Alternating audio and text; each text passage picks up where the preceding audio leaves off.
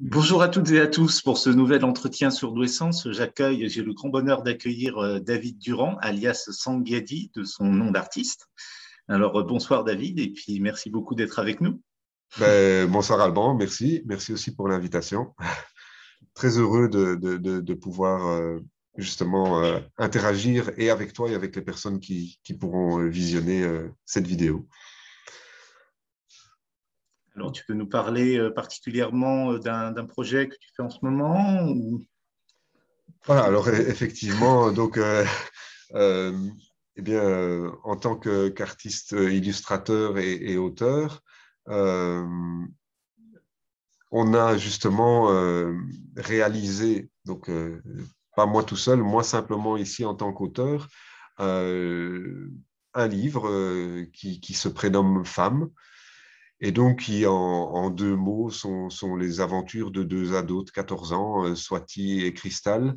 Alors, Swati, c'est une orpheline voilà, qui a été adoptée par une tante assez acariâtre, comme ça, qui ne permet pas de sortir ni de côtoyer trop les personnes.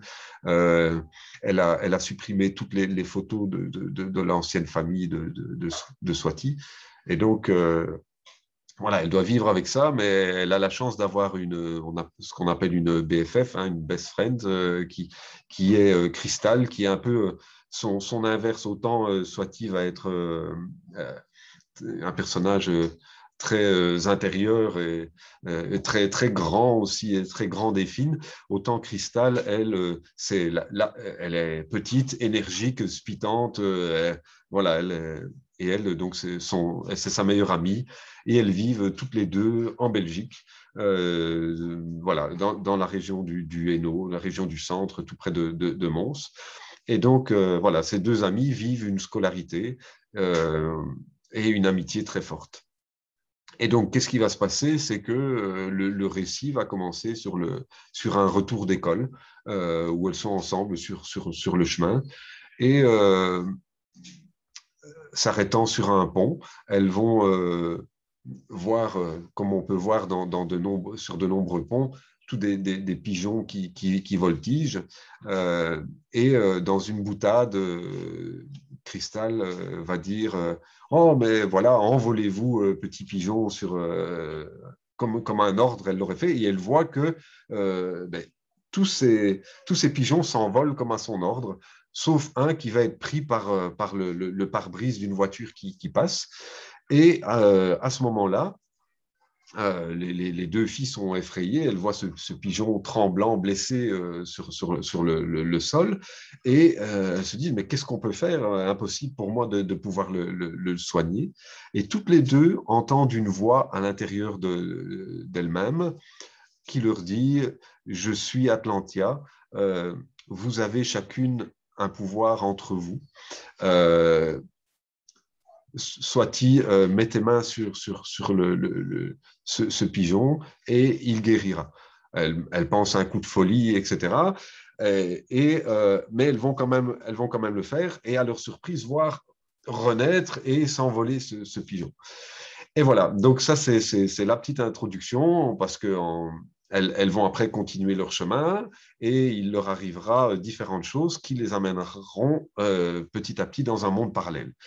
Et donc, c'est un peu toute cette histoire qui prend un peu pour base un récit initiatique de passage entre l'adolescence et le monde adulte, et mais avec lequel justement la fantaisie, le fantastique permet d'aborder dans des décors assez grandioses, avec des êtres mythologiques comme les cyclopes, de justement pouvoir un peu aussi centraliser leur être dans lequel ils sont et s'extérioriser auprès de ce qu'elles rencontrent pour surpasser certaines épreuves. Donc, dans toute cette histoire, elles vont vivre donc des rencontres, des synchronicités, elles vont vivre des découvertes, des combats, il va y avoir des chutes, des victoires, voilà, il n'y a rien qui va leur être épargné.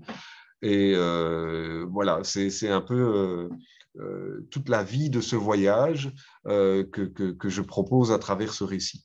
Alors pour moi, c'était insuffisant de pouvoir faire vivre ce voyage simplement au travers la littérature et surtout dans les confinements que l'on vit tous et toutes actuellement. Je souhaitais un petit peu amener les galeries d'art à domicile. Et donc, j'ai tout de suite interrogé quelques artistes, illustrateurs que je connaissais, et d'autres que je connaissais un peu moins aussi, et pour les faire participer en leur disant, voilà, je vous offre la lecture d'un texte. Premièrement, qu'est-ce que vous en pensez? Et ensuite, est-ce que ça vous intéresserait de participer en illustrant voilà, un minimum de 6 illustrations par artiste dans cette histoire? Alors, premièrement, j'ai eu des retours incroyablement positifs par rapport à l'histoire. J'étais moi-même étonné par leur réaction, c'est-à-dire qu'ils avaient vécu des émotions très, très fortes à la lecture des récits. Pour reprendre des mots, par exemple, d'une autre auteure qui a pu le lire, qui s'appelle Karine-Laure Desguin, qui est responsable d'un salon du livre aussi à Charleroi. Ouais, je reprends une phrase de citation. Femme, ce n'est pas un moment où quelque chose bascule et l'histoire commence. Non, femme, c'est l'histoire. Donc, pour moi, c'est très fort. Et donc, elle en a écrit une préface aussi. Et donc, dans la préface qu'elle a écrite, je trouvais qu'elle avait vécu énormément de choses à travers ce livre. Et donc, ça m'avait bouleversé aussi. Et donc, ben, les différents artistes, l'avantage, c'est qu'ils ont toutes et tous un style différent. Il y en a un qui a un style plus ou moins manga, il y en a une qui travaille essentiellement par ordinateur, il y en a deux autres qui travaillent surtout à l'aquarelle, il y en a une aussi, et c'est génial parce qu'elle travaille tout au crayon. Donc, voilà, on a un peu comme dans une galerie, hein, quand on peut voir des impressionnistes du moderne et autres, on a le regard sur une histoire qui est abordée par différents genres artistiques et je trouvais ça très fort parce que ça n'empêche comme cela pas l'imaginaire de fonctionner. Parce que si, je veux dire, si on a un type d'illustration du début à la fin, le problème, c'est qu'on risque nous-mêmes de dire, ah oui, le personnage, il est comme ça. Et je veux dire, ça ferme un petit peu notre esprit et notre imaginaire. Ici, par exemple, on a Swati ou Cristal qui ont été interprétés de 5 manières différentes par les artistes. Et je trouve ça génial parce que ça apporte une aura supplémentaire. Alors, je dois apporter un petit détail aussi. C'est-à-dire que je suis un peu particulier, je vais appeler comme employé pour les artistes que j'ai employés. C'est-à-dire que pour moi, je les considère au même titre que moi-même auteur. C'est-à-dire que leur pouvoir imaginatif et d'histoire est autant est aussi grand que l'histoire manuscrite. Et donc, ce qui était, entre guillemets, imposé aux artistes, eh bien, c'était rien du tout. C'est-à-dire qu'ils avaient carte blanche, ils n'avaient pas ils n'avaient aucune deadline pour me transmettre leur dessin et ils n'avaient aucune contrainte. Si à un moment donné, et c'est arrivé, par exemple, pour un personnage qui arrivera dans un volume prochain, euh, pour un des personnages, il y a une des artistes, Dana, qui est revenue vers moi et dit, en me disant écoute, tes personnages, je trouve là réellement, toujours les faire venir en t-shirt et en pantalon, en jeans, ça fait un peu beaucoup. Et là, je me suis dit, ouais, en effet, je suis peut-être un peu limité là au niveau imagination. Et je lui ai dit, bah, écoute, ce personnage-là, comment tu le vois? Et donc, elle a représenté tout le personnage. Et quand il m'est arrivé, c'est vraiment comme si j'ai reçu une porte en pleine figure. Et je dis, mais c'est génial. Non seulement le personnage, il est parfait, il est encore mieux même que je l'imaginais. Et voilà, ça a porté moi mon imaginaire plus loin. Et j'ai réécrit certaines scènes avec ce personnage-là qui est si tu veux, c'est presque elle qui se l'était approprié pour le recréer et lui donner une âme. Et dans ce cas-là, il y a une espèce d'effet ping-pong, hein, d'échange, mais tu vois, c'est un échange comme en escalier, un peu qui permet chaque fois de surélever les cris et qui était super gratifiant. Voilà. Et c'est un peu comme ça que je vois l'art, c'est un peu comme ça que je vois justement les échanges artistiques, même avec les personnes qui viennent voir un tableau, qui viennent lire un livre. Et voilà. Et donc, il y avait aucune limite. Et donc, c'est un peu là-dessus qu'on est parti dans cette histoire femme et pour lequel ben, j'ai été de plus en plus bouleversé. Parce que donc, il faut savoir qu'ici, il y a un premier tome sur 2 adolescentes qui s'appelle Soitier Cristal, mais que ces tomes-là, en fait, il y en a 5 en tout. Il y en a 5 pour avoir l'histoire au complet. Et l'histoire complète est écrite. L'histoire, les illustrations dans ces 5 tomes sont déjà en cours et il y en a qui ont déjà été réalisées. Donc, voilà, ici, par exemple, tu as sur le côté, on a voilà, les deux petites cristal qui sont représentés voilà, en train de faire des grimaces dans un selfie. Voilà, voilà, ça c'est Hélène Nautier, une artiste de l'Est de la France, qui l'a réalisé. Donc, on a chaque fois comme ça des caractéristiques très fortes de chacun des artistes qui viennent mettre un peu leur personnalité, leurs émotions dans l'histoire. Et c'est ce qui rend l'histoire très forte. Alors, bon, ça, c'était la présentation du projet de l'histoire, mais on va encore au-delà. Alors, je ne sais pas si les personnes qui vont nous voir se disent wow, jusqu'où je vais emmener les gens, mais en fait, comme je l'ai spécifié, le souhait étant de porter les personnes de manière écrite par l'imaginaire que par la manière artistique. Et donc, Femme, c'est pas un livre, c'est dans son premier volume, je parle, c'est 3 livres dans ce premier volume. Il y a un premier livre, Femme, qui sort au format poche, et donc qui est le récit avec les illustrations noir et blanc, au format poche. Pourquoi format poche? Parce que comme ça, tout le monde peut l'emporter avec soi, qu'il soit dans le train, en voyage et autres. La lecture est très facile. Et je veux dire qu'au niveau prix, on est très attractif aussi. Donc ça, c'est important.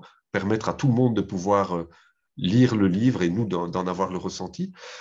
En deuxième lieu, là, on a un genre de collector. C'est un livre au format BD. C'est un artbook de 84 pages et qui, là, en cartonné, reprend toutes les illustrations couleurs de l'histoire, avec évidemment en parallèle les petits textes qui leur correspondent pour avoir un accompagnement aussi littéraire qui rejoint le dessin. Mais l'avantage, il est où? C'est que non seulement vous allez pouvoir voir comme ça le dessin au format A4, ou même parfois en double page, donc en format A3.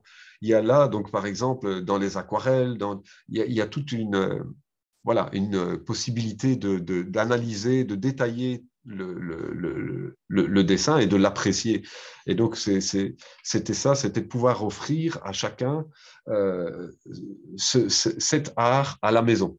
Et donc, voilà. Et en plus de cela, évidemment, comme on crée un univers avec un monde parallèle, comme on parle de régions du Hainaut, de la Belgique, on souhaitait évidemment avoir un petit dictionnaire pour aller au-delà. Et donc, on a créé un petit dictionnaire de poche qui reprend dedans tous les personnages, mais vraiment, ils sont tous. Il y a les arbres généalogiques de certains, vous allez voir, il y a des liens secrets entre les personnages qu'on ne découvre même pas encore dans le livre. Il y a un bestiaire aussi, avec, par exemple, vous allez trouver des animaux dedans qui s'appellent des kirvaks, qui sont des animaux qui sont entre les lamas et les moutons, mais qui peuvent avoir des couleurs violettes, vert fluo et autres. Et ces animaux-là, voilà, il y a une couleur s'ils sont femelles, une couleur s'ils sont mâles, tout le bestiaire reprend carrément tous leurs détails. Donc voilà, c'est pour vous faire apprécier et toucher tout un univers. Et toutes les villes, par exemple, la forêt des Cyclopes avec la ville de Vaneter, d'où elle vient, comment elle se présente, des petits plans de ville et autres. Voilà, tout ça est repris dans un dictionnaire. Évidemment, dans le but de pouvoir étendre l'univers, parce qu'évidemment, il y a une carte du monde de Duljivan, qui est ce monde parallèle. Il y a des artisans qui travaillent avec nous, qui ont créé des petites peluches japonaises qu'on appelle les amigurumi, qui ont fait ça au crochet. Et donc, voilà, il y a tout ce côté-là. On a envie de... Le but, c'est ça. C'est quand on dit que les deux personnages, Swati et Crystal, vont se découvrir elles-mêmes, on a envie de passer plein d'émotions, de permettre de chacun se découvrir aussi à travers ce récit, de vivre ses émotions et de pouvoir se créer ce petit univers chez soi aussi, hein, dans un milieu cosy et dans lequel chacun pourra s'y retrouver, avoir cette impression que vous partiez également en voyage pour Duljivan. D'ailleurs, on a les adresses Google Maps et autres, des différentes portes où vous pourrez vous-même passer dans ces mondes parallèles. Donc, il y a moyen que vous vous y retrouviez aussi, il n'y a pas de problème. Et voilà. Donc, c'est génial, cette construction est multidimensionnelle, sans limite, avec une créativité collaboratrice. voilà, c'est ça. C'est l'idée, c'est de ne pas avoir de limites. Et justement, c'est plus dans, je veux dire, dans le monde, il va avoir parfois des contraintes où on va voir parfois vivre certains événements négatifs qui sont difficiles à vivre. Et plus en tant qu'artiste, on a envie d'offrir cette liberté, d'offrir ces moments de voyage, d'offrir la meilleure description, c'est l'arc-en-ciel, c'est d'offrir cette chose fabuleuse qu'on a toujours du mal à comprendre. On peut l'interpréter scientifiquement, hein, au travers d'un prisme et autres, mais visuellement, il y a toujours ce côté magique et on se dit, tiens, si on y arrive au pied, il y a peut-être un trésor, hein, on va peut-être y découvrir des licornes. Donc voilà, c'est un peu cet esprit magique-là que porte le récit. Donc voilà, Femme, c'est un peu tout ça. Et ça veut le devenir dans l'esprit jusqu'où il veut s'étendre, en fait. Voilà. Ce projet dans cet arc-en-ciel qui rejoint totalement Surdouessance et puis un peu tout là où on se rejoint, je pense, toujours avec cette diversité et cet art pluridisciplinaire au service de l'émotion. Oui, mais là, pour ça, tu as tout à fait raison. C'est-à-dire qu'il n'y a rien à faire dans un projet artistique. Pour moi, pour qu'il soit réellement artistique, on doit s'y mettre complètement soi-même dedans. Et donc, c'est pour ça que je n'ai pas voulu prendre des villes dans lesquelles je n'aurais pas vécu. Donc, c'est-à-dire que tous les personnages de base qui sont dedans sont des amis, des personnes que j'ai connues, des lieux dans lesquels j'ai vécu, parfois des faits. Ce sont des faits vécus. Par exemple, Swati, à un moment donné, va se faire agresser par un groupe de filles dans un petit parc, je veux dire, agressée physiquement. C'est quelque chose que j'ai vécu réellement au retour de l'école par un groupe de filles. Hein. Donc après, en tant que personne masculine allait en parler, ben voilà, c'était quelque chose de pas facile, ce que permet également un roman et ce que j'ai réellement vécu. Donc, il y a plein de passages. Je parle par exemple d'un professeur qui s'appelle Monsieur Michel dans le récit. Je parle d'une école Saint-Donat. L'école existe, le professeur existe. Il est malheureusement plus de ce monde. Mais voilà, c'est un hommage que je tenais absolument à lui rendre parce que c'est avec lui, c'est grâce à lui que j'ai remis, par exemple, mes premiers coups de crayon. Je me rappelle avoir dessiné les personnages de Johann et Pierre-Louis pour lui dans sa classe et que ça avait été affiché. Je jouais du violon dans sa classe aussi, donc voilà. Et alors, il y a un autre professeur qui est Monsieur Ménil aussi, qui est le premier pour lequel j'ai remis une rédaction où j'avais fait un peu d'excès de zèle. Évidemment, quand on est en primaire, on parle d'une rédaction de faire quoi, une page recto verso, pas plus. Et j'avais remis plus de 20 pages et j'avais fait un genre de livre dont on est le héros sur l'événement du vol de la Joconde dans les débuts du XXe siècle. Et à ce moment-là, il m'avait dit, mais c'est quelque chose qu'on devrait publier. Et donc, moi, après, ben, avec l'adolescence et la vie, je veux dire, la vie professionnelle, c'est quelque chose que j'avais complètement laissé de côté, mais qui est revenu au moment de vouloir réécrire, de réécrire des poèmes. Et je me dis, mais voilà, ce sont ces étincelles, ces petites étoiles, ces professeurs-là qui ont fait naître ça et qui peut être mis. Et c'est là aussi que l'on voit l'importance non seulement de l'enseignement, mais des enseignants. C'est de ces personnes qui nous sont proches parfois à ces moments clés, je veux dire, où en fait notre identité se forme, hein, et où, voilà, quand on parle de harcèlement scolaire, quand on parle de différence, parce qu'on ne grandit pas tous de la même façon, on n'a pas tous besoin d'un même type d'enseignement. Euh, Tu vois, on est dans une mode où très souvent on dit, voilà, il y a un programme scolaire, tout le monde passe son bac à tel temps, tout le monde vit telle chose en même temps, il faut se savoir là en même temps. C'est quoi? C'est société robotisée, alors qu'on est tous différents, on est tous uniques. euh, et la vitesse à laquelle on va grandir dépend simplement de l'accueil que l'on va recevoir et de cette ouverture qui nous sera donnée.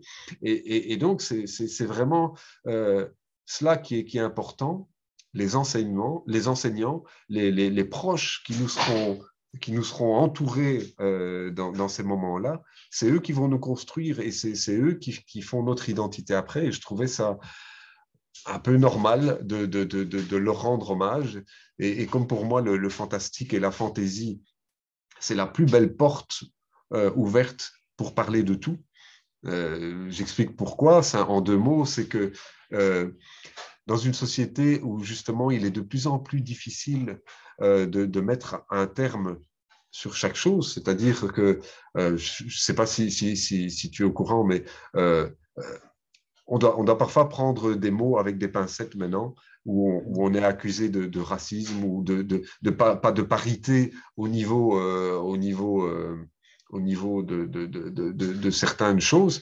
Hein. Je vais prendre une idiotie, par exemple. Hein. On est en train de revenir, par exemple, sur la chanson Chaud Cacao de Annie Cordy, en la taxant de racisme, alors qu'il y a aucune once de racisme, ni dans la pensée, ni dans la philosophie, ni dans la chanson et le texte elle-même. Et je trouve que voilà, on cadenasse de plus en plus la société. Alors, je comprends le mouvement dans le fait qu'effectivement, il y a eu énormément parfois d'abus et certaines personnes qu'on n'a pas assez mis en avant ou qu'on a oppressées. Et mon livre ne s'appelle pas Femmes pour rien. Et je veux dire, la condition des femmes, elle est loin d'être réglée. Elle est loin d'être entendue.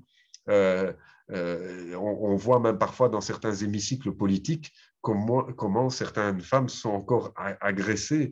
Et donc, je veux dire, justement, ô combien je comprends cela, mais si on fait, nous, l'effet inverse, en disant on se ferme de plus en plus, je trouve pas que c'est la solution. Et la solution en tant qu'artiste, et que c'est un avis personnel, j'entrevois au niveau de femmes et au niveau du féminisme, pour moi, c'est vraiment d'avoir une attitude, en tout cas au niveau du patriarcat et au niveau de la masculinité aussi, c'est d'avoir une attitude première de pardon. Et ça, on ne l'entend pas souvent au niveau des entités politiques, au niveau des personnes.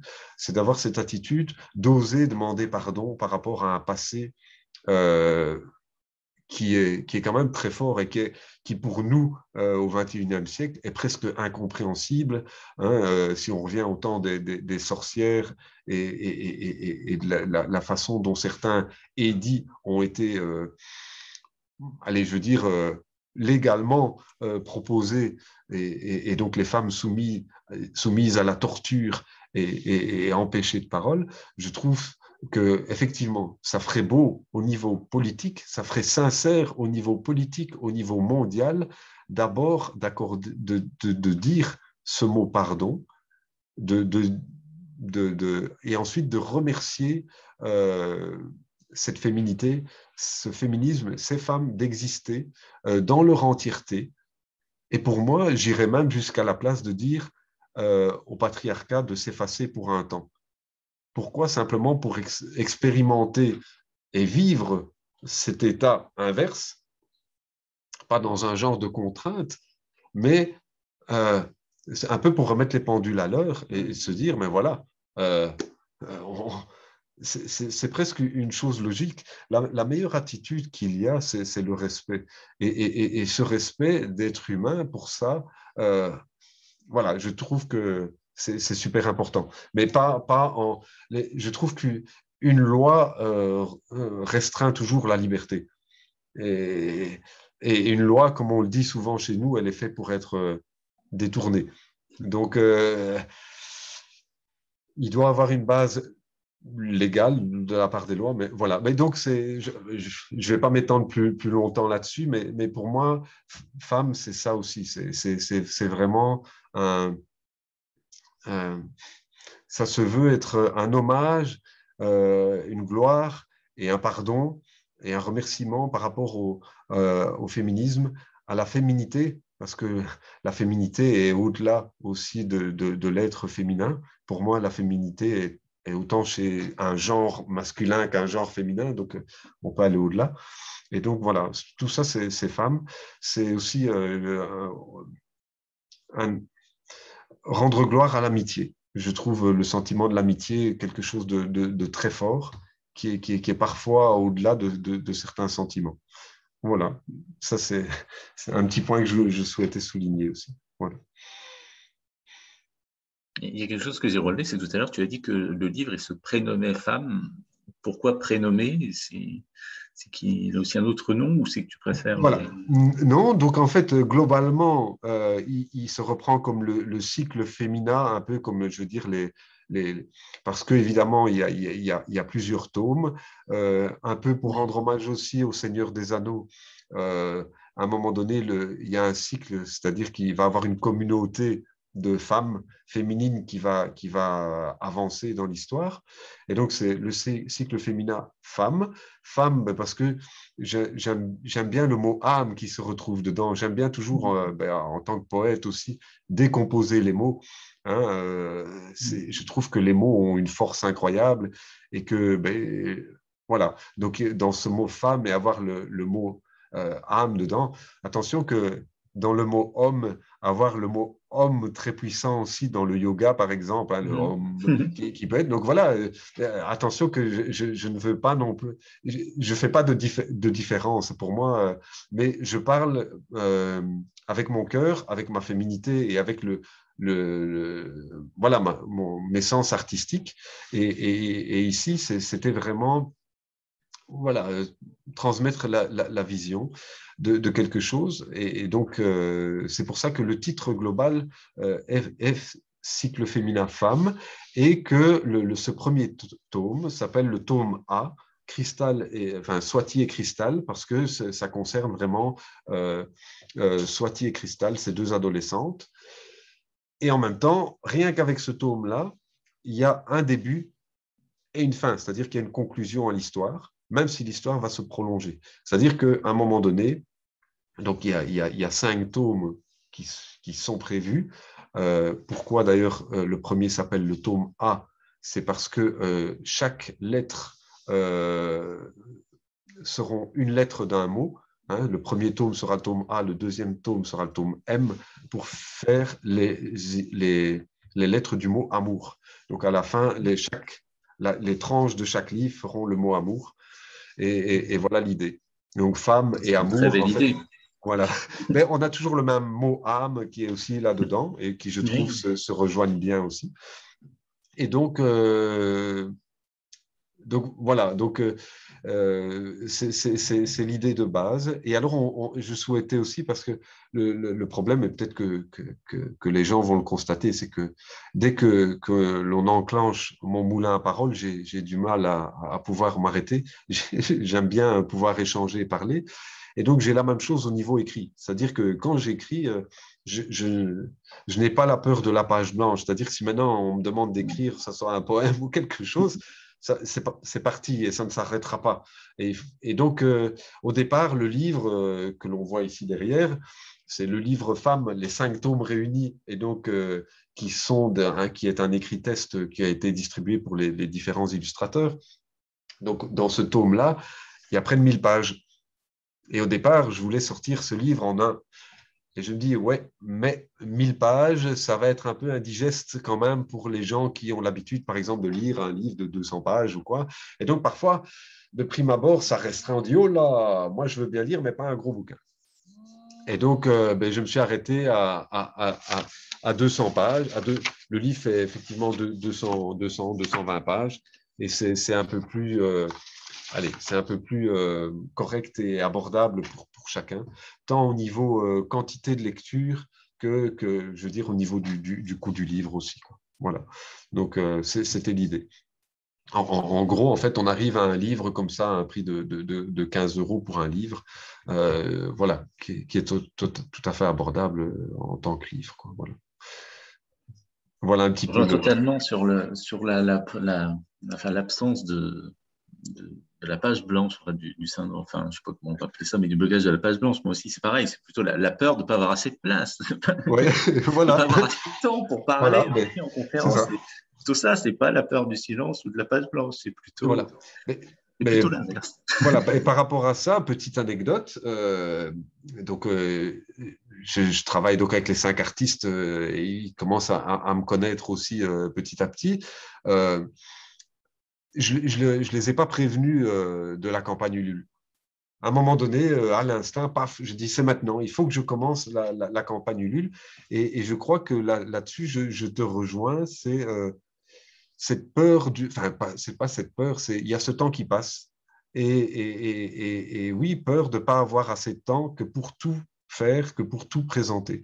Et donc, j'ai encore tant de projets, tant de choses qui sont là dans la tête, des histoires, et que j'aimerais bien pouvoir les concrétiser aussi. Et donc, à un moment donné, je trouvais que quand un projet avait déjà vécu 1 an, et qu'effectivement, il faut savoir que les artistes qui travaillent avec moi ont pour la plupart un autre travail. Donc, ils sont fort occupés.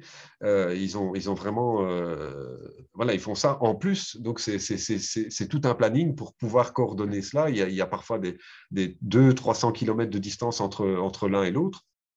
Et donc, il faut à un moment donné pouvoir avancer. Et donc, pour moi, c'est ça qu'à un moment donné, quand un projet vit pendant 1 an, après, voilà, il faut pouvoir lui donner un nouveau rythme. Je ne voulais pas qu'il s'endorme, tu vois, qu'on commence entre guillemets, à se rassurer en se disant, bah, effectivement, on a le temps, l'artiste ne nous donne pas de délai, effectivement.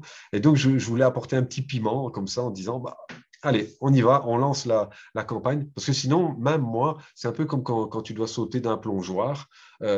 Plus tu vas te poser la question et moins tu vas sauter.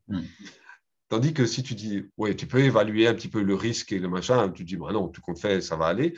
Mais si tu te lances, alors tu as beaucoup plus d'entrain et de force pour le réussir. Et c'est la même chose, à un moment donné, je dis, allez, on y va. Et donc, à un moment donné, j'aurais dit, écoutez, là, dans moins d'1 mois, c'est lancé, la campagne commence. Quoi? Mais on n'a pas fini, on a encore ceci à faire, etc. Et autres. Je dis, oui, mais pas de souci. Le livre, il est pour fin juin. On va les distribuer à chacun pour fin juin. Donc, pour juin, ils seront réalisés. La plupart ont réalisé déjà toutes leurs illustrations. Les mises en page sont déjà faites. Donc, l'essentiel était fait. Alors, tout de suite, les gens me disent, oui, mais Ulule, une campagne, ça se prépare parfois 1 an à l'avance. Effectivement, il faut avoir les contacts. Je suis tout à fait d'accord avec ça. Mais en tant qu'artiste, il fallait pour moi que cet instinct se lance, ce genre d'adrénaline puisse sortir et, si tu veux, me donner un moteur. Parce que justement, dans ma sensibilité, il y a le fait que si je réfléchis trop à quelque chose, si les choses sont trop faciles à un moment donné à réaliser, euh, je risque de, de ne plus me lancer.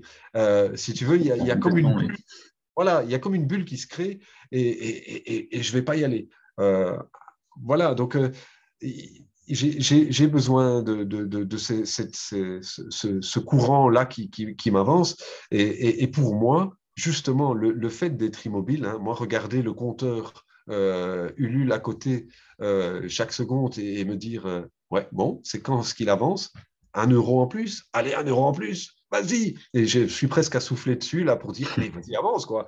Et c'est ça que je ne peux pas supporter en tant qu'être humain, en tant qu'artiste, en tant que n'importe qui. Pour moi, l'immobilité, c'est ce qui me tue le plus. Et donc, j'aime bien que les choses avancent, j'aime bien que chaque chose soit génératrice d'échanges, de contacts. Tu vois, quand j'envoie un message Facebook, même une vidéo ou quoi sur Facebook, le fait que les gens seraient inactifs, qui m'aiment ou qui m'aiment pas, peu m'importe. Mais je veux dire, le fait de cette inactivité, je le prends comme une blessure parce que je me dis, mais est-ce que j'ai fait une erreur dans ma communication? J'ai prononcé un mot de travers qui a blessé quelqu'un? Ou, tu vois, il y a quelque chose qui manque dans ma façon d'être. Et je le prends de cette manière-là. Alors que c'est peut-être pas du tout le cas, hein. Il y a beaucoup de gens qui sont occupés. Il y a Oui, non, voilà, il y a des choses. c'est hypersensible, ça aussi, de toujours. Mais voilà, et donc, mais je vis réellement de ces réactions des gens, et parfois simplement un retour même. Parfois, j'ai par exemple un très fort soutien d'une des artistes qui est Marie Duhoux, qui est aussi très sensible et très artistique dans ses propos. Euh, Tu vois, elle va dire le mot qu'il fallait de soutien, paf, directement, moi je suis au 7e ciel, c'est fini, je pourrais abattre, tu vois, tout un travail, je peux ne pas dormir, le lendemain être à nouveau en forme, etc.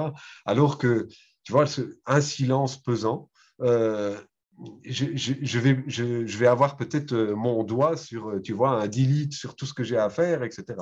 Donc, je sais que c'est peut-être étrange, mais c'est ma personnalité et en tant qu'artiste, voilà, c'est quelque chose que je souhaitais partager. C'est parce que c'est pas toujours flagrant pour tout le monde, mais voilà, c'est de cette manière-là que je vis les choses. Et pour moi, il faut savoir que chaque contact, hein, même les faux contacts qui viennent parfois de certains pays qui perturbent et qui polluent parfois les réseaux sociaux, hein, mais voilà, me touche aussi. Voilà, je prends réellement chaque contact pour une atteinte personnelle, pas une attaque, mais donc chaque contact m'est important. Voilà. Et donc, c'est pour ça que effectivement, la rencontre avec les gens dans des salons et autres, ça manque énormément parce qu'il n'y a rien de plus nécessaire que l'instinct, la réponse instinctive d'une personne. Euh, Quand on est derrière un téléphone, quand on est derrière un réseau social, je veux dire, pas ici, on est visuel, je veux dire, je veux dire, il y a justement ce contact hein, qui s'établit, mais il y a toujours ce côté caché, il n'y a rien à faire derrière un clavier. Hein, c'est un peu aussi le même phénomène qui existe dans ma voiture, je suis le roi, et donc on a parfois un autre caractère dans une voiture à essayer de dépasser les gens, etc.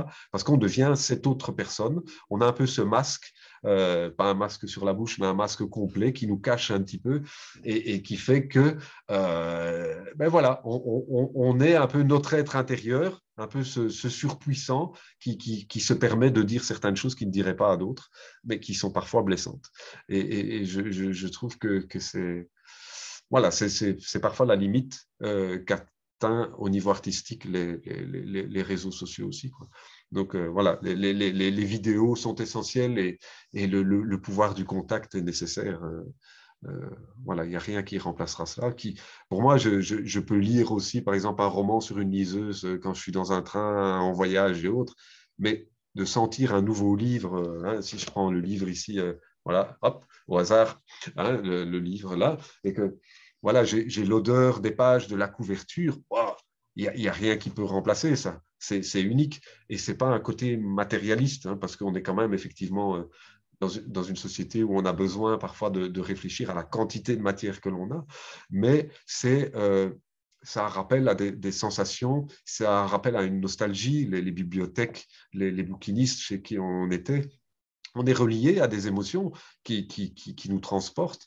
Et donc, je pense que autant il y a la spiritualité, il y a tout cet être qui est non physique, non matériel, qui est fait de vibrations, de lumière et autres, qui est important, qui doit s'épanouir, qui est à vivre aussi. Et autant il y a aussi le physique, les sensations, les cinq sens, même parfois plus que cinq sens, qui nous raccrochent aussi justement à cette âme et qui sont à vivre aussi. Donc voilà, pour un petit partage particulier aussi. Merci. Il y a quelque chose dont je voulais parler aussi un peu avec toi, c'est le côté par rapport aux animaux, parce que tu écris très belles choses, notamment sur les animaux. Puis je trouve que c'est une partie que je trouve enfin, quand on parle de haute sensibilité, d'hypersensibilité, enfin, je trouve qu'on ne parle pas assez souvent du rapport avec les animaux et de la, de la non-compréhension avec une certaine sensibilité, de la différence qu'on fait entre l'animal et l'humain, enfin, de tout ça. Voilà. Oui, oui, tout à fait. Mais fou, il y a beaucoup à dire parce que si on reprend, c'est que l'être humain, il avance beaucoup de ses erreurs quand il avance. Mais il y a des choses qui m'avaient choqué en voyant certains films, en lisant certains livres. C'est le fait, déjà, la première chose, c'est le fait de allez, c'est toujours cette nécessité de l'être humain, euh, que ça soit en lien avec les êtres humains comme en lien avec les animaux, de diviser et d'avoir un dominant et un dominé. Pour moi, ça, c'est le plus grand choc que je peux vivre. Et je me rappelle toujours dans les classes où on me disait, ah, vous savez pourquoi le professeur a une estrade et il pose son bureau sur une estrade, c'est pour avoir le regard plus haut que l'élève. Comme ça, il plonge ses yeux sur l'élève et l'élève est en dessous et regarde son professeur comme un maître. D'ailleurs, on l'appelait enseignement maître.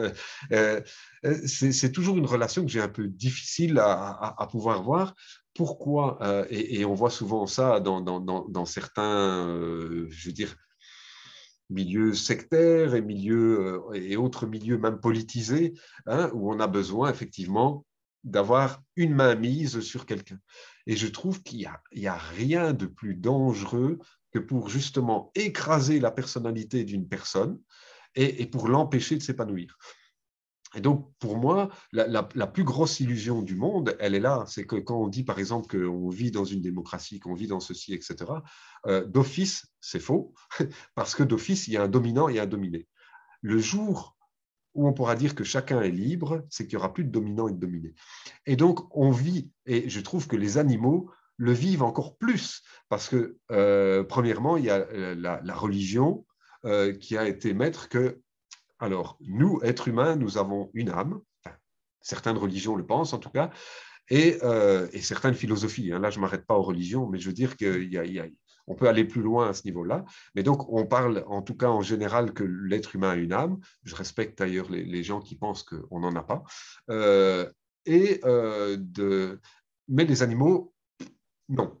En tout cas, là, ça a été plus une catégorie au niveau religieux, de dire que les animaux n'en ont pas ou ont juste un esprit et non pas d'âme. C'est-à-dire que même la résurrection, entre guillemets, était proposée aux êtres humains, mais les animaux, non, c'est fini. Et donc, ça m'avait choqué. Ça m'avait vraiment terriblement choqué. Un peu comme on voit, il y a ce retour des choses dans le très bon film de Tim Burton sur La planète des singes, où on revoit cet épisode où tu as le singe qui vient voir un homme et qui lui demande, y a-t-il une âme là-dedans? Et je trouvais ça très fort d'avoir l'effet inverse, où l'animal venait demander s'il y avait une âme dans l'être humain. Eh ben, c'est vrai, c'est un peu ce retour de question. Qui on est à un moment donné, nous, pour établir de telles lois, de telles... à partir du moment donné où on sait qu'en tant que philosophe, ou certains sages même de nos sociétés, ont très bien établi que plus on apprend des choses, et plus on ne sait rien.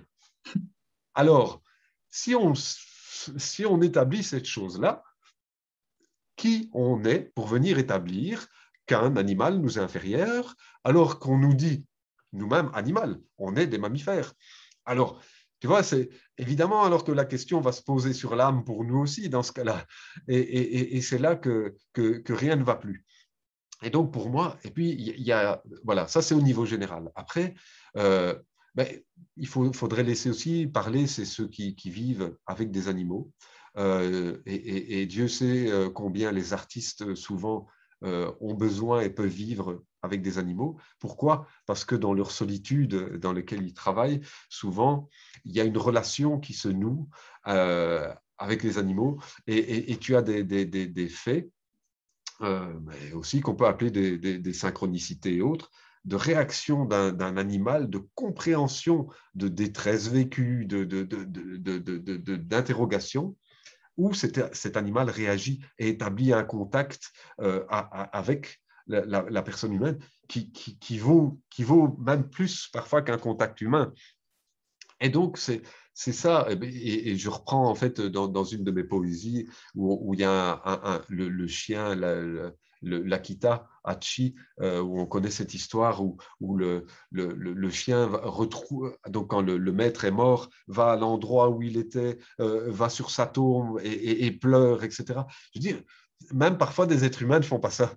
Donc, je veux dire, on a là quelque chose de grandiose. Et si on va même plus loin, hein, on peut parler même de phénomènes paranormaux, ou même c'est-à-dire que les animaux détectent certains faits, certains tremblements de terre, tsunamis, etc.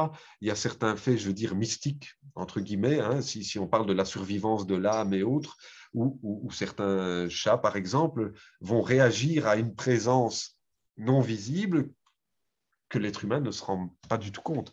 Et donc, voilà, c'est par rapport à tout cela que je trouve qu'il y a quand même voilà, une révision à faire. Bon, je pourrais aller au-delà, hein, si on parle du docteur Charbonnier, si on parle des EMI et autres, on peut encore aller au-delà au niveau des animaux et de cette perspective qu'ils ont. Mais je veux dire, voilà, il y a quelque chose qui, pour moi, est très fort, qui est à remettre en avant.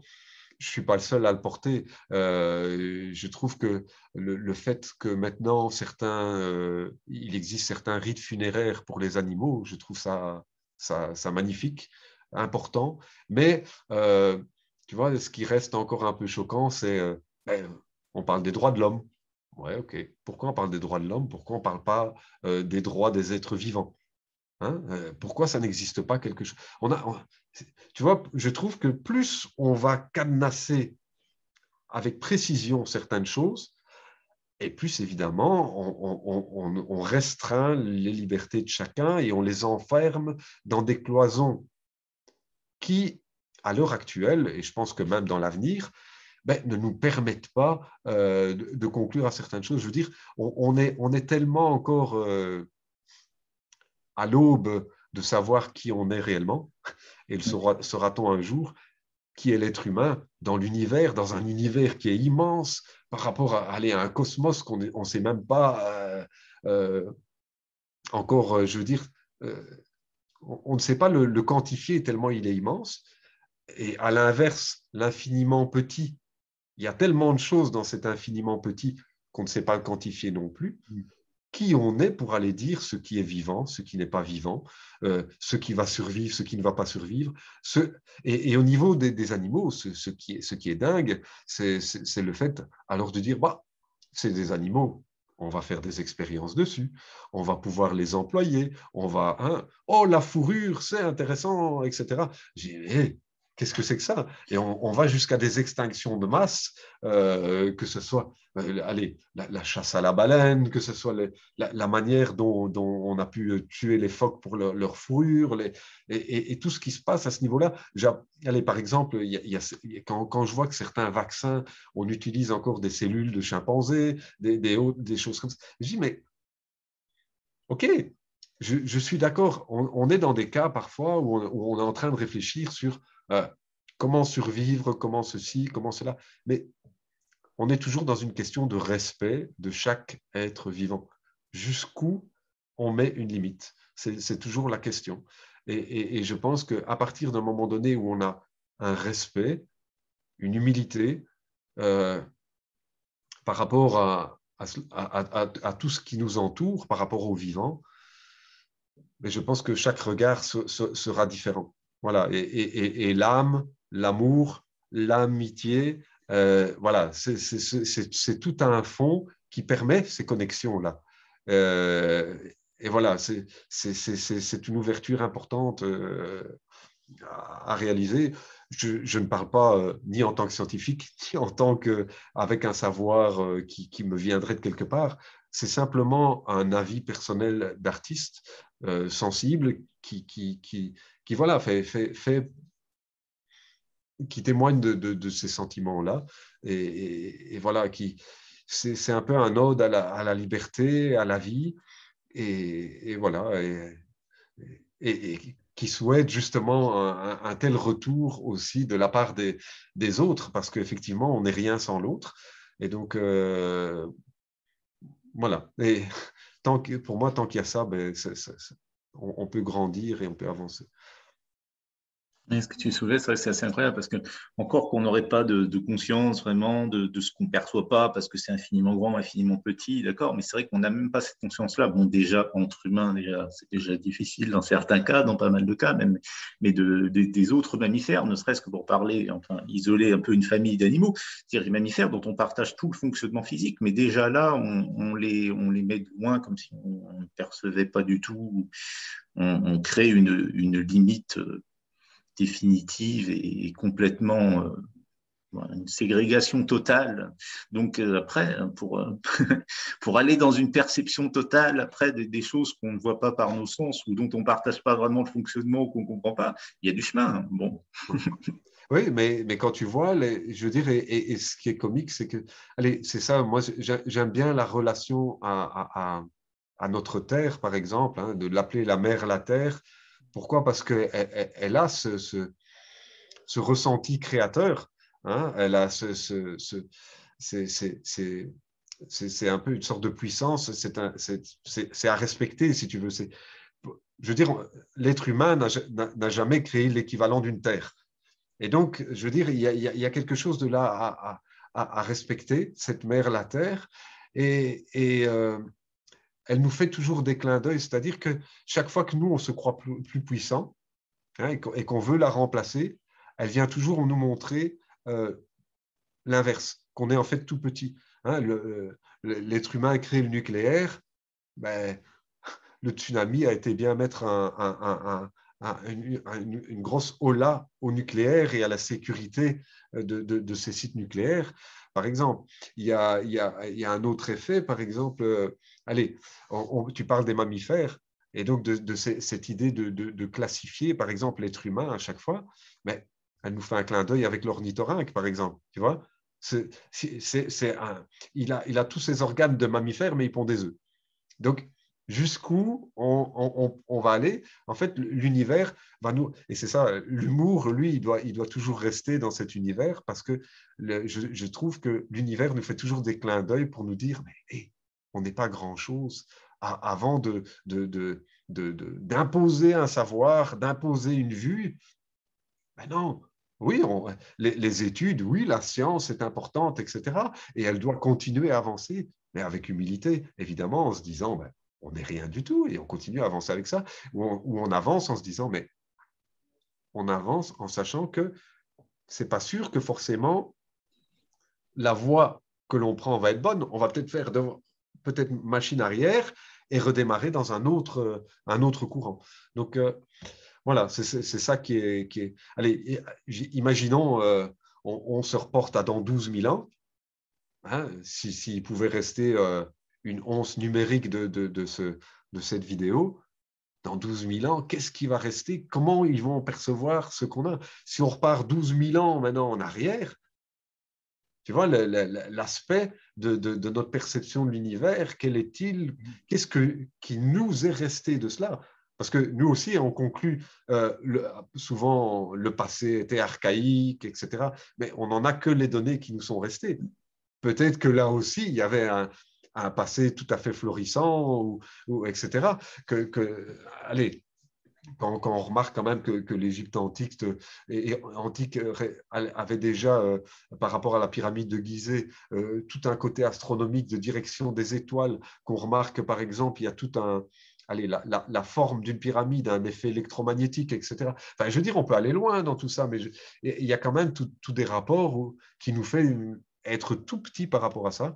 Et moi, en tant qu'artiste, en tant qu'auteur aussi, j'aime m'amuser de tout ça.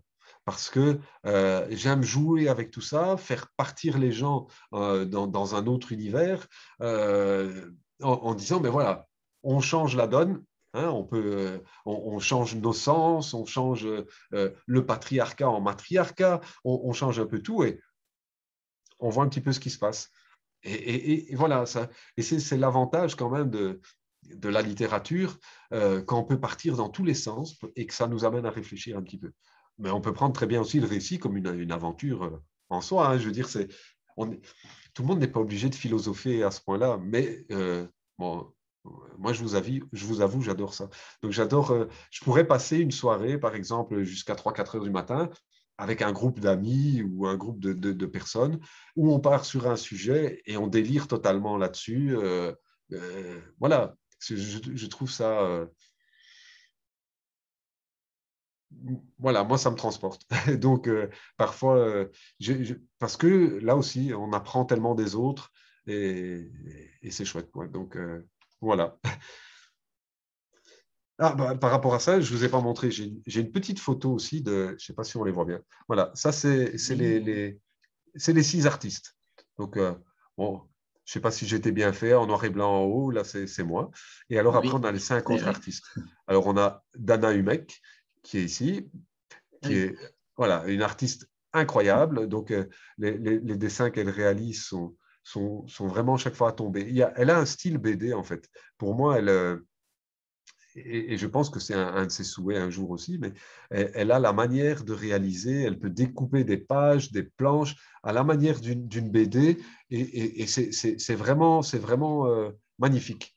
Donc voilà, c'est une artiste incroyable. Alors on a Sandrine Deconche, elle travaille essentiellement à l'ordinateur. Donc elle travaille tout à l'ordinateur. Ce que j'adore, c'est que c'est une autre technique. Alors moi, je suis complètement nul à l'ordinateur. Donc, je suis incapable même de prendre un crayon électronique et de travailler sur une tablette. Euh, pour moi, c'est... Alors, je suis toujours à travailler sur Paint, à m'amuser à faire des petits découpages un peu maladroits, etc. Mais comme je suis gaucher et maladroit, c'est normal. Mais donc, ces travaux, ça rend un effet 3D, un effet d'ombrage. Parfois, c'est magnifique et intéressant. Elle a sorti un livre aux éditions du livre en papier il n'y a pas longtemps qui est splendide. Alors, Marie Duhoux, ben là, son portrait, il dit tout. Donc, elle travaille au crayon et au pastel. Mais il y a une chaleur, une émotion qui est retransmise dans ses dessins au crayon qui est splendide. Alors, elle a le don des couleurs parce qu'elle a une maman qui est fleuriste et donc elle a déjà toute une perception des différentes couleurs, je trouve, qui est fabuleuse. Et voilà. Donc, elle a réalisé la couverture du dictionnaire des personnages.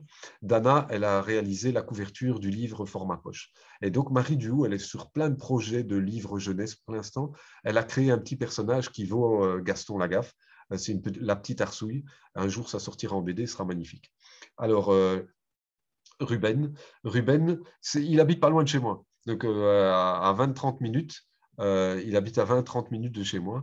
C'est si tu veux, c'est l'exemple de l'artiste même, c'est-à-dire que l'artiste qui sait tout faire. Il est autant doué en sculpture qu'en peinture à l'huile, en peinture acrylique, en dessin, en BD. J'ai fait une BD avec lui. Elle est déjà faite. Il nous reste à trouver un coloriste d'ailleurs et à mettre les bulles dessus, qui est magnifique aussi, qui parle d'écologie et tout. Mais le gars, il est super doué. Donc voilà, il mérite d'être connu aussi. Et alors, il y a Hélène. Hélène Nautier, elle est de l'Est de la France. Tous les autres artistes sont belges. Donc, il y a Hélène de l'Est de la France et Sandrine de Paris.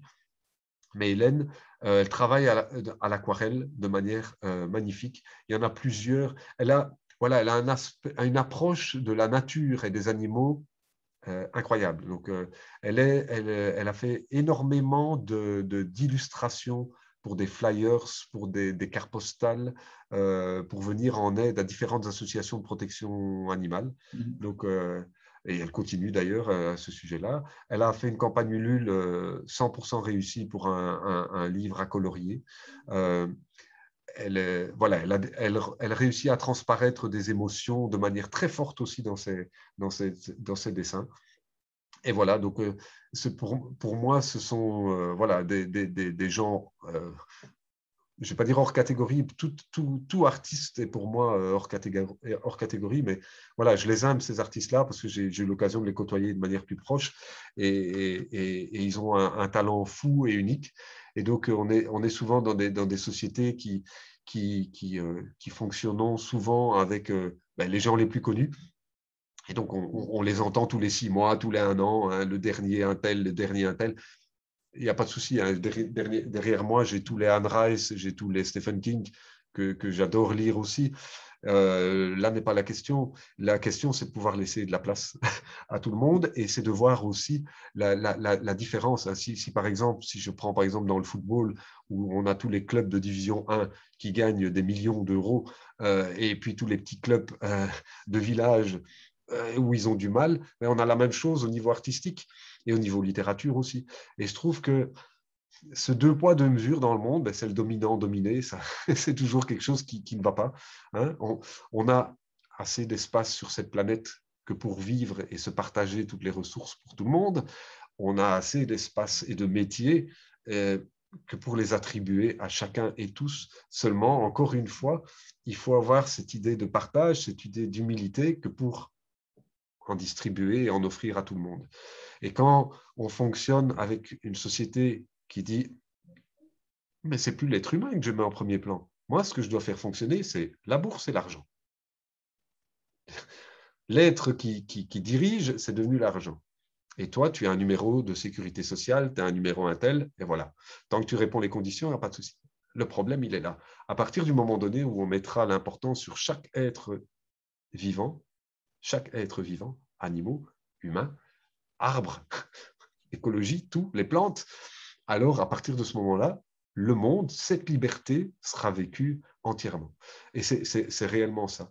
Parce qu'on a beau être connu, mais moi je voudrais bien avoir les mots de chacun des artistes connus qui me disent que réellement ils se sentent bien.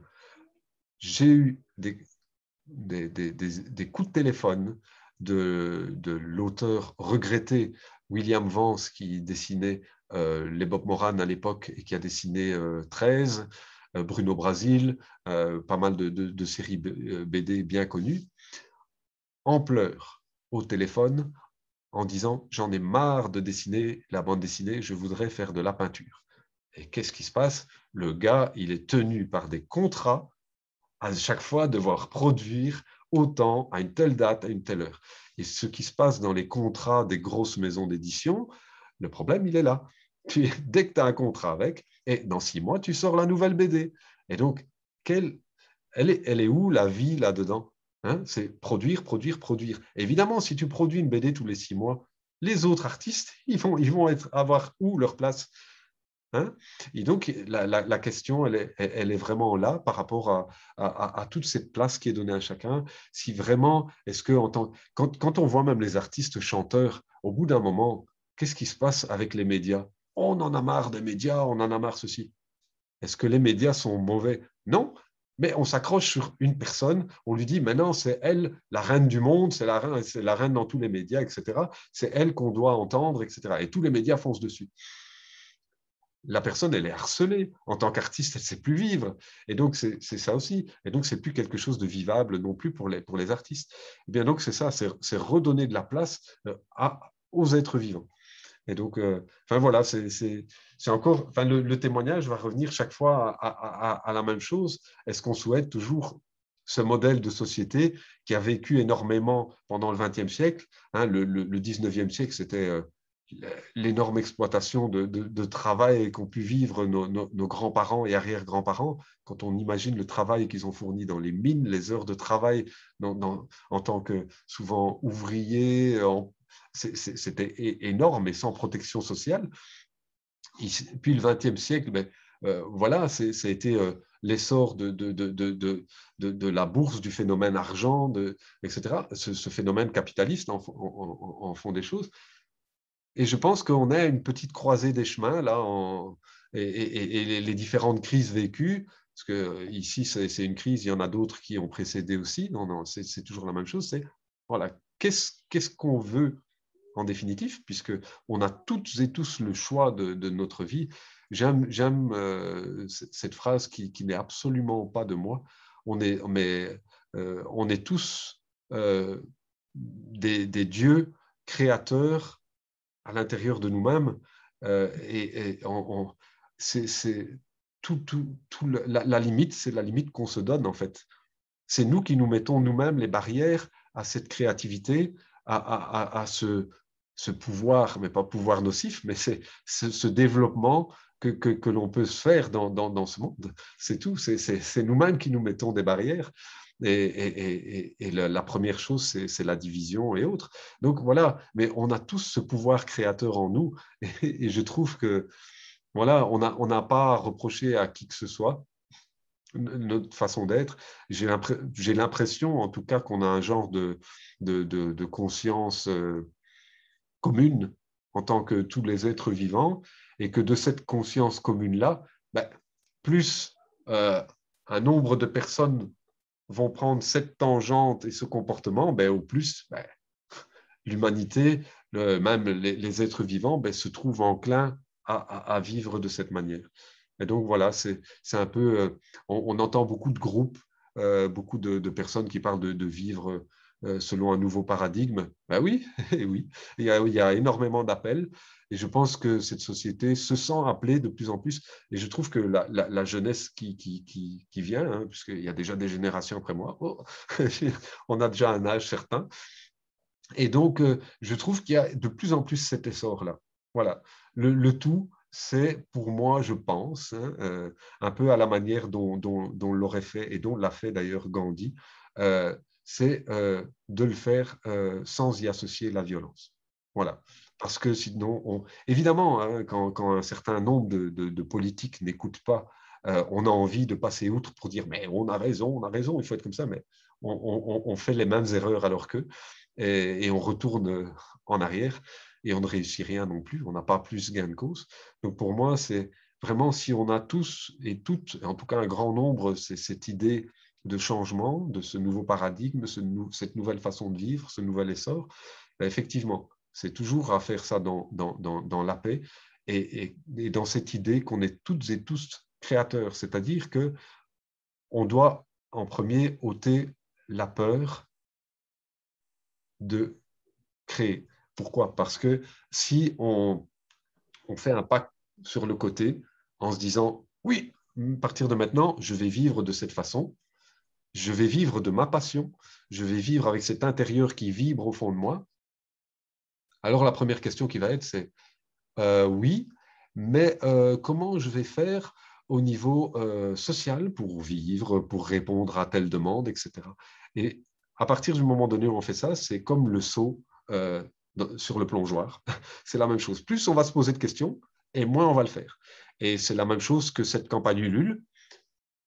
Plus j'aurais attendu, plus je me serais posé de questions, et pour finir, je n'aurais pas lancé. C'est-à-dire que on veut un changement, on le fait. On ne se pose même pas la question du comment ni de pourquoi, mis à part de cette barrière de violence. faut absolument ne pas passer, mais il faut le faire. Et on y va. Et il n'y a pas à attendre demain, parce qu'il y aura toujours demain, demain et demain, et alors il n'y aura jamais. Hein, c'est un peu la même chose que pour cette campagne Ulule. Il y en a beaucoup qui vont dire « Ah ouais, c'est intéressant ce livre, c'est intéressant. Demain, je vais faire quelque chose. » Non, il ne faut jamais remettre à demain ce qu'on peut faire maintenant. Déjà, on ne sait pas ce que demain sera. On ne sait pas. Il y a déjà, chaque jour, quand on se réveille, déjà, il y a parfois quelque chose d'autre totalement imprévu.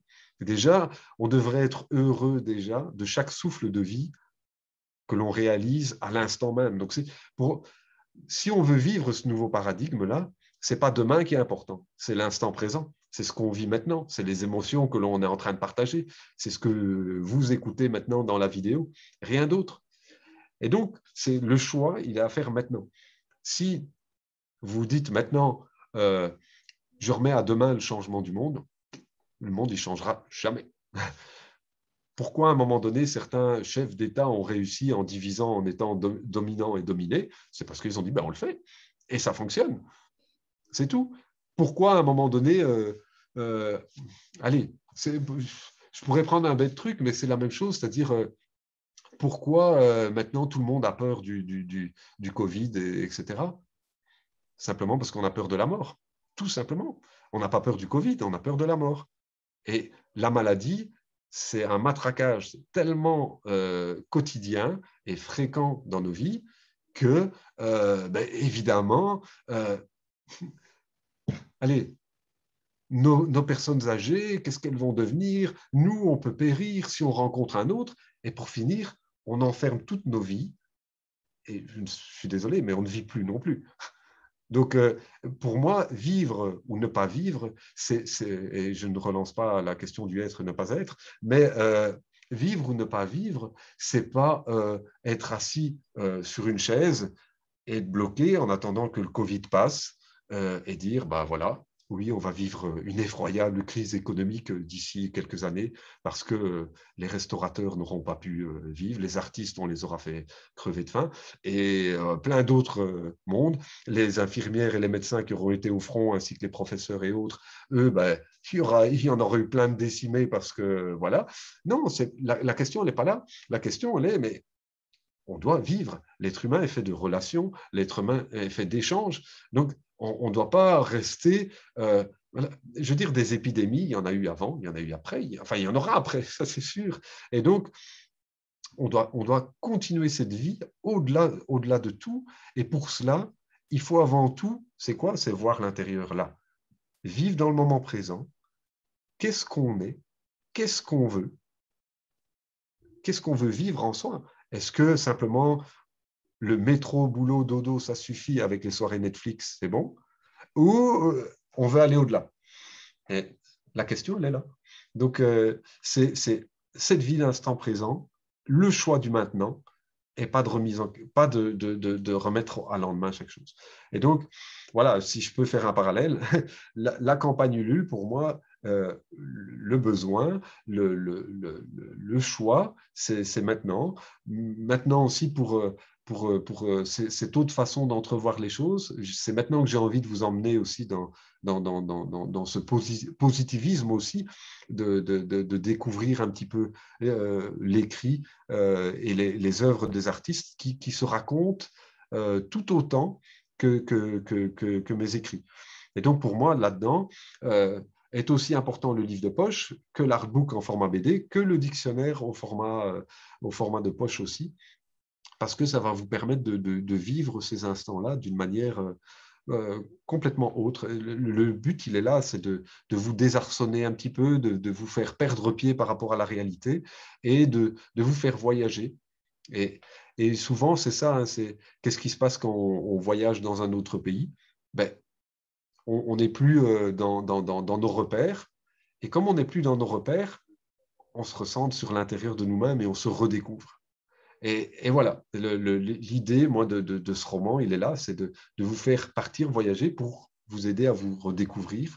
Et voilà, après, moi, je n'ai plus aucune intervention, ça c'est la vôtre, à ce niveau-là, de voir vos choix et autres, quoi. Mais c'est un peu ça. Voilà. Merci beaucoup, David. Puis je mettrai en commentaire le lien pour la campagne Ulule de ton beau projet, Merci bien. pour lequel je te donne tous mes souhaits de réussite, tous mes voeux, tous mes encouragements. Merci, merci. En tout cas, ben, voilà, ben, c'est l'idée, hein, toujours l'idée de partage, en fait. Hein, c'est ça aussi avec, avec une campagne. C'est la même chose. Et donc, oui, nous, c'est ça aussi, c'est-à-dire l'idée de partage, il est là aussi. C'est-à-dire que, ben, par exemple, l'excellente idée que tu as eue de faire une vidéo, euh, voilà, de soutenir aussi la campagne, ben, il est là, c'est-à-dire c'est de pouvoir amener avec nous ben, tout un groupe de personnes, d'artistes, et c'est ça qui est intéressant, c'est-à-dire que ben, il y a l'histoire, oui, mais il y a tout ce qui se greffe autour et qui est magnifique. Donc, il y a pour moi Surdou Essence qui est important, ben, avec lequel on a déjà pu beaucoup échanger aussi. Il y a d'autres artistes, il y a des autres liens, sponsors et autres qui sont venus s'ajouter, et donc avec qui j'ai pu échanger aussi, et donc qui créent des liens. Et voilà, c'est une aventure qui crée des liens. Je ne l'aurais pas fait via une campagne. C'est pas certain qu'il y aurait eu autant de liens. Donc, voilà. Merci beaucoup, David. Merci à toi, Alban, et merci pour ce que tu réalises. Et voilà, ben merci aux personnes aussi qui visionneront cette vidéo. Et personnellement, je suis curieux d'en voir le retour. Voilà. Bonsoir à toutes et à tous.